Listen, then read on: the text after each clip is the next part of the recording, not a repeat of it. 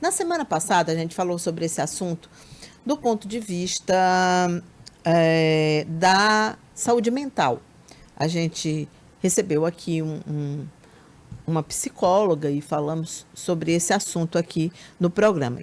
Que é, aliás, um psicólogo, perdão.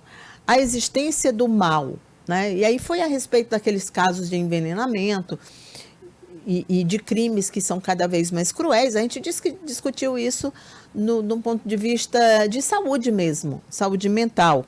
E até que ponto que isso pode ser confundido com a saúde mental. Eu lembro, inclusive, que o psicólogo falou o seguinte, olha, por vezes, pessoas, né, psicopatas com terapia nem funciona. E ele diz que existe mesmo, na visão dele, existe mesmo o mal. Hoje a gente vai falar sobre outro ponto de vista. A gente vai falar do ponto de vista da religião católica. Estamos aqui com o padre Neto Rego. Bom dia, padre. Muito obrigada. Bom dia, Cíntia. Por estar aqui com a gente. Bom dia a todos vocês, todo o povo de Deus que acompanha aqui a TV Meio, esse grande meio de comunicação do Estado do Piauí. Muito obrigada pela sua presença. O padre esteve aqui com a gente. Quem acompanha o programa sabe que o padre Neto, além de pároco, ele também é estudante de medicina e ele conseguiu, agora que o seu curso seja feito aqui no estado do Piauí, está de volta, então isso acabou facilitando, né? Com certeza. Muito bem, está conciliando as duas coisas, mas sempre muito atuante lá na sua paróquia. Padre, o padre Neto também, ele é um dos poucos padres no Brasil que ele fez um curso de exorcismo. E aí a gente, né, diante desse seu conhecimento adquirido nesse curso, a gente lhe convidou exatamente para nós vermos esse ponto de vista. A gente vive um momento do mundo, padre, em que se fala muito, nas redes sociais se falam muito sobre isso nos últimos dias, principalmente, sobre essa existência do mal, sobre o mal estar entre nós, sobre a existência de um anticristo, coisas que a gente tem ouvido muito falar. E aí eu queria entender também, do ponto de vista da religião, se isso como é que isso é visto e se realmente tem essa percepção também de que as pessoas estão percebendo isso mais fortemente, padre. Bom dia a todos novamente. É um assunto muito complexo, né? Demais. Vamos tratar a partir de 3 pontos, né? 3 dimensões. A primeira dimensão é o dualismo religioso, no qual aparece o bem e o mal que caminham lado a lado. É esse princípio que rege, né, todas as coisas do mundo, né? Então, quando Deus criou o mundo, ele disse assim: faça-se a luz. Foi a primeira palavra que Deus proclamou ao mundo, né? Ao mundo que nós vivemos, ao Cronos, a materialidade. E quando ele disse faça-se a luz, ele então dissipou as trevas. Mas ao longo da história, o mal e o bem, eles sempre caminham muito próximos, né? Então nós vemos lá a decisão de Adão e Eva, onde o mal, mais uma vez, ele reacende a partir da desobediência. Ontem nós tivemos na liturgia o relato de Caim e Abel, né? Um irmão que sacrifica o outro irmão, num ato deliberado de inveja, né? No desejo de ser mais do que o outro irmão, ele vai e tira a vida do outro irmão, sufocando a vida. Mais uma vez, as trevas se reacendem diante do bem. O interessante dessa grande reflexão, quando a gente trata do dualismo de bem e mal, é entendermos que há dentro de nós um processo de escolha, que nós chamamos de metanoia. É a mudança de mentalidade. Quando nós adentramos o aspecto moral das pessoas, nós temos lá vários tipos de consciência. Tem a consciência reta, que é a consciência que segue os princípios do bem comum, que segue as leis da cidadania, que segue tudo aquilo que norteia a vida de um cidadão, de um cristão, de uma pessoa normal dentro da sociedade. Temos a consciência errônea, que é uma pessoa que ela busca de uma forma efêmera somente aquilo que lhe atrai, aquilo que lhe faz bem, a sua subjetividade, o seu hedonismo desenfreado, seria essa consciência errônea, né?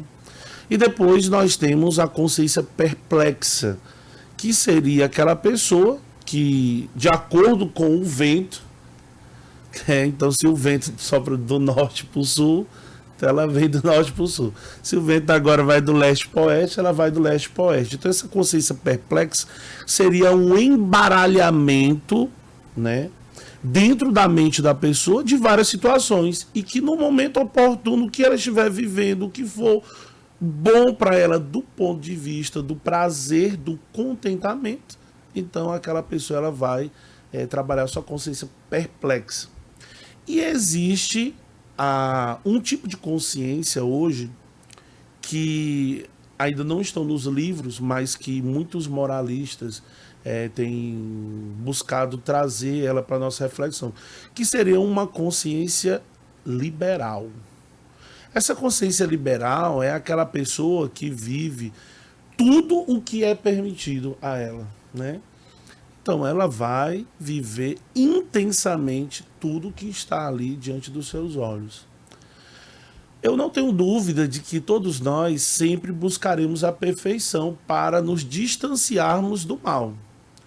Dentro de nós, dentro do ser humano, parece que existe assim, né, quase como que uma máquina, né, ou um termômetro, que quando a gente está ali fazendo mal, aquele termômetro ou aquela máquina está dizendo assim, ó, aqui você está fazendo mal, você está indo, mas você sabe que é o mal. No entanto, o nosso desejo de fazer o que nós queremos e não aquilo que deveria ser bom, que é o aspecto da liberdade, né, faz com que a gente faça atos imorais, né? Então o mal ele se sustenta a partir de escolhas. Então a metanoia é a nossa liberdade de escolher ou fazer o bem ou fazer o mal, diante desses tipos de consciência que existem, né? Então é uma escolha do próprio homem, né? Não adianta terceirizar essa escolha. Exatamente. Né? Então essa escolha, isso é um aspecto, nós temos um aspecto moral, né? Sim.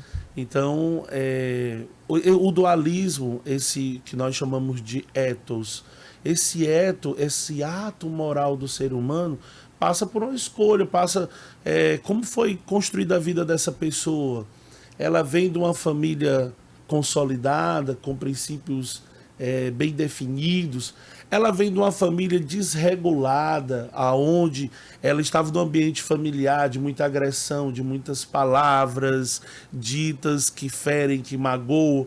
Ou essa pessoa vem de um ambiente em que ela não foi criada pelos seus pais biológicos, mas foi criada por uma avó, por uma tia, e que ali não recebeu o carinho devido e nem a educação devida para criar uma consciência reta.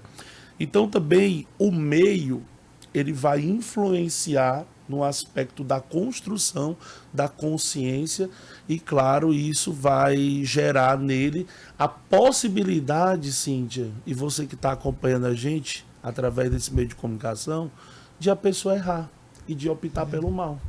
Entendi. Mas há, assim, padre, na sua visão, uma desumanização, né, assim... É até simplista a gente falar, por exemplo, as pessoas estão mais egoístas, mas elas estão mais individualistas, elas estão se conectando menos, isso é fato, né? Então, quando você tem, por exemplo, um mundo através de rede social, é um mundo que ele é tão paradoxo porque ele está conectado através da internet, mas as pessoas não criam laços entre elas. Esses laços são cada vez mais frágeis, mais fluidos. E quando você não tem laços, é mais difícil de você entender o que são os valores que você deve seguir. Se não tem laços, você não tem valores. Né? Você se basear pelo quê? O processo de comunicação se dá de um emissor e de um receptor. Mas a mensagem ela é importantíssima, né?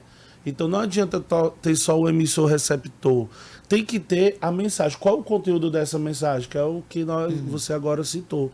Então, hoje as pessoas elas estão aqui.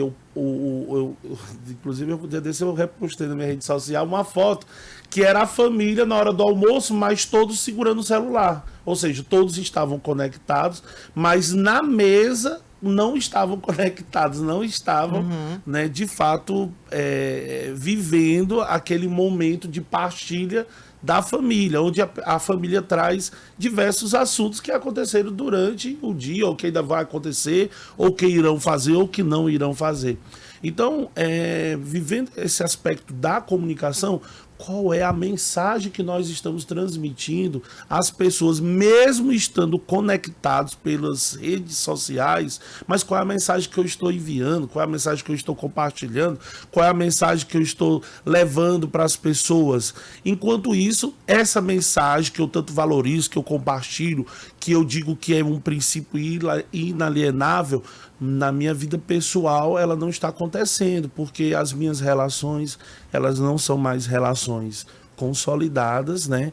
Então a gente vê a instituição família muito abalada, porque já não são mais os pais que estão dando a seus filhos, né, aquele ensinamento que servia de base para a vida inteira da pessoa. Esse ensinamento agora ele vem deste grande meio poderoso de comunicação que a gente tem agora em nossas mãos, né? E é perceptível, onde você chega, a criança está chorando, o pai automaticamente já transfere ali para aquela criança um celular, para que ela possa se acalmar, né? Para que ela possa, né, se entreter. A palavra entretenimento no grego significa, ela tem o mesmo, ela se equipara ao mito da caverna, que Sócrates tanto falava, que a pessoa ela olha para a imagem da realidade, mas não é a realidade. No entanto, ela se contenta com a imagem da realidade e que ela esquece de sair da caverna para poder olhar a realidade em si, que é aquela que vai marcar profundamente a experiência da sua vida. Então, esse outro âmbito também da comunicação, né? Saindo do aspecto moral, mas do aspecto comunicativo, nós precisamos estar próximo das pessoas. Temos sim que saber quem é que está falando e o que está comunicando a nós para a gente se distanciar do mal. Foi visto que aquele caso de Parnaíba, o Senhor tinha várias revistas, né, várias revistas que transmitiam, que comunicavam a ele um processo idealista, né? E que trazia para ele ensinamentos, trazia para ele fundamentos que alimentaram dentro dele o processo de decisão de fazer o mal. Entendi. Padre, pronto, aí nós chegamos agora num ponto que, inclusive, tem uma pergunta aqui de um telespectador que bate com a que eu quero fazer agora. Se é um processo de escolha, se é meramente um processo de escolha, o senhor não acredita na existência desse mal de uma forma divina, digamos assim, ou, por exemplo, o anticristo? A gente tem... Por que está se falando muito sobre isso, né? Porque o mundo nunca teve brigando tanto, os países nunca brigaram tanto, nunca existiram tantos conflitos, desde a Segunda Guerra, tantos conflitos ao mesmo tempo no mundo. E você tem, de repente, alguém com muito poder, como é o caso do presidente dos Estados Unidos, e tomando decisões que, aos nossos olhos, porque, claro, tudo é questão de interpretação, né, aos nossos olhos, são extremamente desumanas e que visam prejudicar determinados povos, né? A gente vê o que está acontecendo lá em Gaza. E o que se pretende fazer? Você pega o sofrimento daquele povo e transforma aquilo num resort. Então, do nosso ponto de vista, parece algo extremamente cruel e satânico até, né? Usando a expressão da forma como a gente conhece. Eu queria saber se o senhor acredita nisso, se o senhor acha que tem essa conjunção de fatores no mundo para essa profecia se concretizar, ou se não existe isso mesmo, se o mal está só entre nós mesmo. Na realidade, agora indo para o ponto de vista espiritual, a gente estava no ponto de vista ético-moral, fomos para a questão do aspecto comunicativo e agora vamos para o aspecto espiritual. Do ponto de vista espiritual, há uma personificação do mal, né, a qual temos um nome bem definido, Satanás. Então, colocando assim bem, existe, Padre Neto, do ponto de vista cristão, religioso, espiritual, existe, o demônio é uma realidade, ele está aí, ele de fato é essa personificação do mal presente para aqueles que seguem o cristianismo, né? Em outras religiões ele vai ter outros nomes, vai ter o Hades, numa religião mais politeísta, vai ter né, outros nomes, Asmodeus, vai ter a questão da influência das forças negativas, numa religião mais analítica, mais um misticismo, vai falar do karma, enfim. Então, em cada religião, o mal ele vai se apresentar de uma forma diferente, né? No cristianismo, Satanás, né? Presente na Sagrada Escritura, nos relatos históricos, né? Presente tanto na tradição deuteronomista, na tradição sacerdotal, que formam os 5 primeiros livros do Pentateuco, né, da Sagrada Escritura do Antigo Testamento, presente em toda a ação da história da salvação, né, do povo hebreu, toda aquela caminhada, todos aqueles profetas maiores, profetas menores, e vindo até o Novo Testamento, chegando aos evangelistas, onde nós temos, inclusive, relatos muito descrevendo o fato de Jesus estar expulsando demônios de pessoas, né? Então tem relatos que ele expulsa uma legião, tem relatos que ele expulsa um demônio, tem relatos, né, de exorcismo exercidos pelo próprio Cristo, né, dentro da Sagrada Escritura, que são muito fortes, né? Então, quando Lúcifer foi contra Deus, né, no reino de Deus, então Deus o expulsa, porque ele não via no ser humano todas as qualidades, né, todo o amor que Deus e toda a misericórdia que Deus tinha para com o ser humano. E aí, quando ele é expulso por São Miguel Arcanjo, então ele sai desse reino de Deus e vai habitar no Hades, que seria o inferno. O inferno que não representa um lugar, mas um estado, né? Um estado da alma da pessoa, né? Como nos diz o Catecismo da Igreja Católica. Então, o mal existe. Padre Neto, o mal pode me influenciar a tomar decisões, a poder, de uma forma deliberada, eu realizar algo que eu não queria, mas que eu recebi uma influência, que eu fui enganado ou fui levado àquela situação? Olha, eu, do ponto de vista das pesquisas, dos estudos que eu vi em Roma, dos encontros que eu já participei aqui no Brasil, o que eu posso afirmar é o seguinte, que nós precisamos nos distanciar do mal. Então, se você está aberto ao mal, se você vai abrindo portas da sua vida para o mal e deixando ele ter uma porta, ter um portão, né? Abre. Ele vem para a tua área. Aí tu abre outra porta, ele vem para a tua sala de estar. Aí abre outra porta, ele entra agora no corredor do quarto. Você abre a porta do teu quarto, que é o lugar de maior intimidade sua. Então, sem dúvida, a cada momento que eu me permito, a cada momento que eu vou mergulhando, né, nessa realidade do mal, eu sofro o jugo hereditário. E esse jugo, que representa não só uma herança que vem do passado, mas é também a presença do mal dentro da minha vida, com certeza vai me levar. Se eu só penso mal, se eu só vejo realidades do mal, se eu só leio coisas que estão relacionadas à morte, se eu só tenho contato com realidades que são malignas, a tendência é que eu me torne agora um soldado. Não precisa, entendi. Não precisa que você ande... Porque eu lembro do filme O Exorcista, que você vomite lá, aquela... Né? Não tem aquilo que você fica com aquela fisionomia, você, né? Não é dessa forma, né? Aquilo ali é uma representação cinematográfica, né? O filme, os filmes que tem sobre exorcismo, todos, eles são filmes que querem atrair as pessoas, claro, né? Querem vender, querem que você vá ao cinema assistir tudo aquilo. Padre Neto, num exorcismo acontecem coisas extraordinárias, ou seja, coisas que saem do padrão de normalidade? Acontece. É possível que existam pessoas possessas no Piauí? Hoje nós não temos nenhuma comprovação científica. Mas eu não duvido que existam manifestações, que é um grau primeiro da ação do mal na vida de uma pessoa. Então, da ação do demônio na vida de uma pessoa. A manifestação é a influência do mal.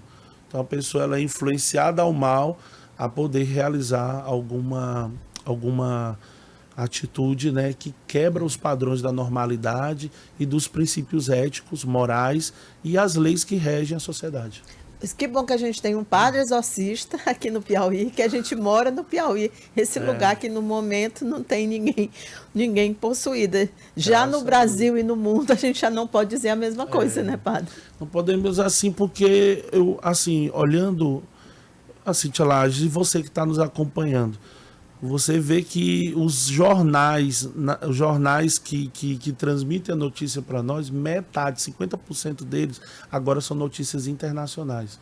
Então, assim, a gente vê que os líderes não estão mais dialogando entre si, a gente vê que os grupos, cada vez mais, eles se voltam para si próprios. Aquela conversa do neoliberalismo, agora parece que voltou o nacionalismo mais uma vez com muita força. A discórdia é a regra, né? É a regra. Pega o neoliberalismo aí, põe dentro da gaveta, deixa ele aí.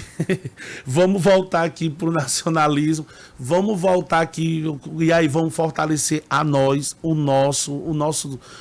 a nossa região, a nossa nação. Então, assim, a gente observa que, de fato, o diálogo no mundo ele está muito complexo. E o que me preocupa é porque a gente vê assim um 1930, mas com um rosto mais agressivo nos anos de 2025, né? Porque as potências, elas, com esse freio ao neoliberalismo, né, que estava em ascensão ainda, né? Agora, esse freio é para que muitas potências não deixem de ser potências, né? E para que aqueles que estavam em ascendência se estacionem ali, né? E possam, enfim, né? Buscar outro caminho. Padre, só para finalizar, aproveitando sua presença aqui, eu imagino que toda a igreja deve estar muito preocupada com a saúde do Papa Francisco. Quero saber, né, como é que está o espírito assim, de vocês, se estão mais tranquilos com essas informações que estão vindo do Vaticano, ou se realmente há motivo de preocupação? Há motivo de muita preocupação. Eu vou falar agora aqui como estudante de medicina, né? O Papa tem um pulmão, né? Então ele tem só um pulmão, e esse tipo de enfermidade que ele está enfrentando, que está relacionada a fungos, a vírus, né? Que é muito comum em crianças e pessoas da idade dele, e pessoas que têm problemas respiratórios, pode causar, né, vários danos, né, à saúde dele, né?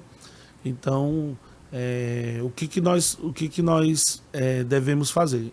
Estar em oração, em primeiro lugar. A equipe médica da Itália, ela mudou a perspectiva de compreensão do caso do Papa. Então, eles estão usando uma outra forma, né, paliativa, uma outra forma de tratamento, né, essa palavra, né, me fazendo melhor entender. Eles mudaram a forma de tratar o que o Papa agora está tendo, né, do ponto de vista respiratório. E eu acho isso muito importante, porque eles não tinham estudado o caso profundamente, e eu creio que o que eles estavam utilizando, os medicamentos, né, não tinha tido resultados, né, que pudessem levar o Papa a poder voltar às suas atividades, né? Pelo contrário, ele estava como se definhando mesmo. Então, esse novo tratamento, ele quer trazer novamente o Papa a capacidade pulmonar, que vai facilitar que pelos brônquios, bronquíolos e os alvéolos, ele possa ter novamente a oxigenação do seu sangue novamente funcionando normal, e todos os seus órgãos serem alimentados. Ele, inclusive, estava com dificuldade para ler as homilias, né, e fazer a catequese da quarta-feira. Ele interrompeu, né? Inclusive. Interrompeu porque ele não tinha oxigênio, ele estava sem oxigênio, né? Então imaginemos assim todo o colapso que estava causando, né, no organismo dele. Então, e a agenda que é muito intensa. Não, a agenda do Pai, em nome de Jesus. É loucura. Loucura. Quem conhece Roma, quem já foi a Roma, sabe. E, enfim, é uma agenda recebendo muitas pessoas de todo e, o assim, país. Tem o problema do joelho também. Nossa, né? é muita coisa. Muita coisa. É dialogando com líderes mundiais, é nomeando novos bispos, é conversando com os cardeais, aí tem as prefeituras, né? escrevendo muito. Ele fez uma autobiografia. Né? Tem que fazer as homilias, as pessoas querem ouvir o Papa na quarta-feira, uma coisa nova, diferente, enfim. É difícil. É verdade, a gente todos estamos na torcida pelo Papa. Mas estamos no ano da esperança, né? Sim. Esse ano ele proclamou o ano da esperança, no ano jubilar. Inclusive, convido todos vocês a visitarem a nossa igreja catedral, que é a igreja jubilar, para você receber as indulgências plenárias e aproveitar para receber essa bênção especial para a sua vida, pedindo o perdão da culpa dos pecados. Né? Muito bem, padre, muito obrigada, agradeço muito, sei quanto a sua agenda Ai, nossa, é puxada, né, se dividindo entre a igreja e a faculdade de medicina, mas muito obrigada por essas palavras hoje aqui. Quero aproveitar, assim, de convidar o pessoal para viver um carnaval diferente, né? O Padre Neto há 25 anos faz o retiro de carnaval com a comunidade de Oro. Você que ainda não teve essa experiência de retiro de carnaval, venha viver o carnaval Onde com a gente. Onde é o seu retiro? Esse ano nós vamos fazer o retiro em Amarante. Então a pessoa se inscreve e vai viajar com a gente para Amarante. É uma terra maravilhosa. Aí são 3 dias? A gente vai no sábado e volta na terça-feira de carnaval à noite e viver toda a cultura do Piauí, né? Porque Amarante é uma cidade maravilhosa, né? A festa do Divino, né? A tradição de São Gonçalo, que veio da Europa, né? Maravilhosa. Vamos celebrar em São Francisco do Maranhão, onde foi filmado o filme Ai Que Vida. Então, assim, vai ser uma mistura de muitas culturas, sabores, né? Não é um retiro fechado, aquele retiro engessado, não. É um retiro que dialoga com a cultura, que dialoga com a tradição e que também tem um pouco, né, o tempero do cristianismo que vai nos dar a força do Espírito muito Santo. Muito obrigada. É uma ótima opção para quem não quer optar pelo carnaval, o retiro aqui com o Padre Neto. Muito obrigada, viu? Mais um bom dia para o senhor.